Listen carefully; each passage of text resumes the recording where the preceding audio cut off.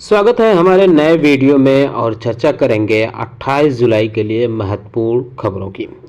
पहले नंबर पर है Meesho. E commerce company Meesho ने में निवेशक एलिवेशन कैपिटल करीब 1200 करोड़ का ब्लॉक डील कर अपनी हिस्सेदारी बेच सकता है, ऐसी सोर्स के हवाले से खबरें आ रही हैं।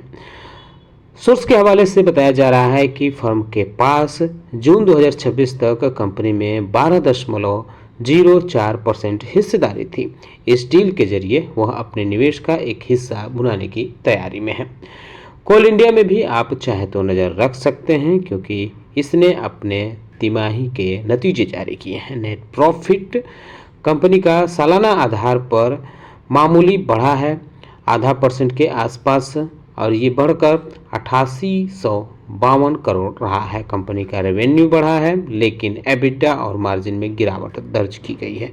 कंपनी ने 5.50 यानी ₹5.5 प्रति शेयर के हिसाब से अंतरिम डिविडेंड का भी ऐलान किया है। इंडिगो भी सुर्खियों में देखने को मिल रही है, क्योंकि इसने अपने मैनेजमेंट में बदलाव किया है। कंपनी ने गौरव नेगी को 27 जुलाई 2026 से मैनेजिंग डायरेक्टर का सलाह पद सौंप दिया है। वहीं किरण थदिमरी 28 जुलाई 2026 से कंपनी के नए चीफ फाइनेंशियल ऑफिसर यानी CFO माने जाएंगे, यानी उनकी नियुक्ति कर दी गई है इस पद पे।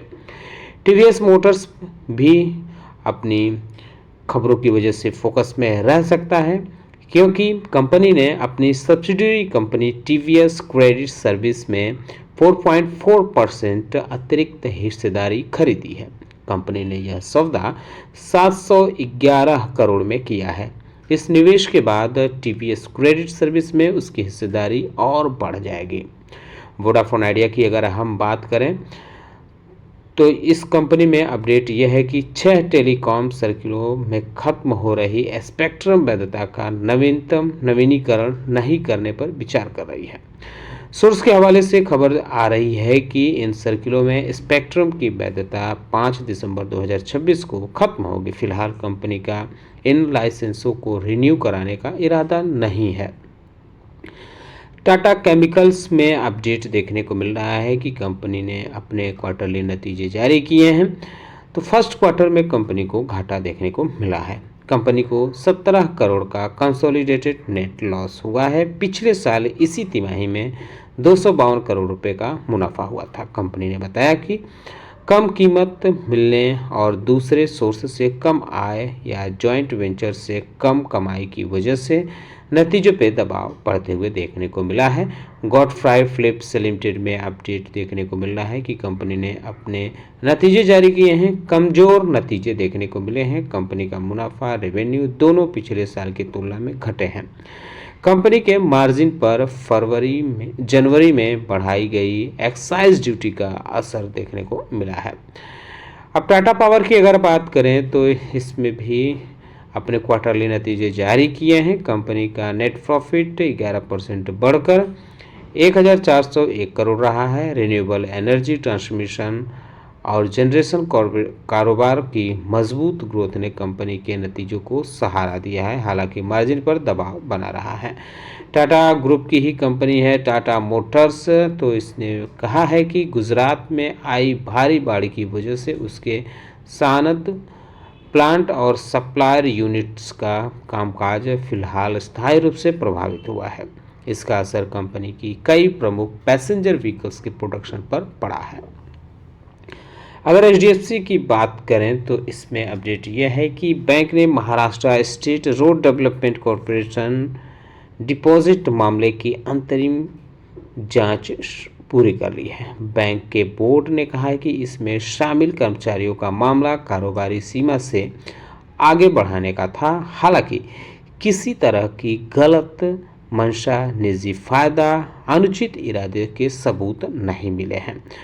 नॉर्दर्न आर्क कैपिटल लिमिटेड की बात करें तो NBFC company northern arc capital का जून तिमाही का नेट प्रॉफिट 17.5% बढ़कर 121 करोड़ रहा है। कंपनी की नेट इंटरेस्ट इनकम 44% से ज़्यादा बढ़ते हुए देखने को मिली है, जबकि टोटल रेवेन्यू कंपनी का 30% बढ़कर 767 करोड़ 5 लाख पहुंच गया है। ग्रेविटा इंडिया में अपडेट देखने को मिल रहा है कि रिसाइकलिंग कंपनी ग्रेविटा इंडिया का consolidated net profit quarter first में 14% से ज़्यादा बढ़ा है। 106 करोड़ कंपनी ने कंसोलिडेटेड नेट प्रॉफिट दर्ज किया है। पिछले साल इसी तिमाही में कंपनी का मुनाफा 93 करोड़ रहा था। इससे साफ है कि कंपनी ने लगातार मुनाफे की ग्रोथ बनाए रखी है। भारत इलेक्ट्रॉनिक्स लिमिटेड की अगर हम बात करें तो इसने भी अपने क्वार्टरली नतीजे जो है बाजार के अनुमान के मुताबिक नतीजे पेश किए हैं। कंपनी का मुनाफा रेवेन्यू अनुमान से थोड़ा बेहतर रहा है, हालांकि ऑपरेटिंग मार्जिन उम्मीद से कमज़ोर रहा है। कंपनी ने अधिकृत शेयर पूंजी बढ़ाने के प्रस्ताव को मंजूरी दे दी है। वेल्सपन कॉर्पोरेट लिमिटेड में अपडेट यह है कि कंपनी को अमेरिका से करीब 960 करोड़ का नया ऑर्डर मिला है। इसके बाद कंपनी की ग्लोबल ऑर्डर बुक 25,750 करोड़ के रिकॉर्ड स्तर पर पहुंच गई है। यह रिकॉर्ड अमेरिका के लिटिल रॉक प्लांट से पूरा किया जाएगा। अडानी एनर्जी सॉल्यूशंस लिमिटेड में अपडेट देखने को मिल रहा है कि क्वालिफाइड इंस्टीट्यूशनल प्लेसमेंट यानी QIP के जरिए फंड जुटाने की प्रक्रिया शुरू कर दी है। कंपनी की QIP समिति ने इशू खोलने के साथ 1698 रुपये 15 पैसे प्रति शेयर का फ्लोर प्राइस तय किया है। यह कीमत सेबी के नियमों के तहत तय किए गए प्राइसिंग फार्मूले के आधार पर निर्धारित की गई है।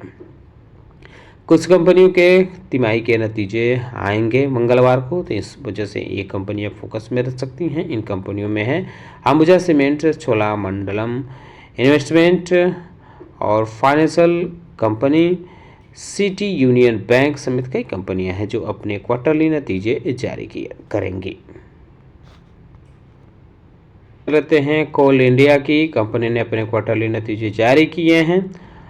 8852 करोड़ का मुनाफा हुआ है और हर शेयर पर 5.5 रुपये डिविडेंड का ऐलान किया है, तो इस पे भी आप चाहें तो नज़र रख सकते हैं। उम्मीद करता हूं कि आपको हमारा वीडियो पसंद आया होगा। कैसा लगा बताना ना भूलें। साथ ही साथ हमारे चैनल को सब्सक्राइब कर लें, बेल आइकन दबा लें। वीडियो देखने के लिए बहुत बहुत धन्यवाद।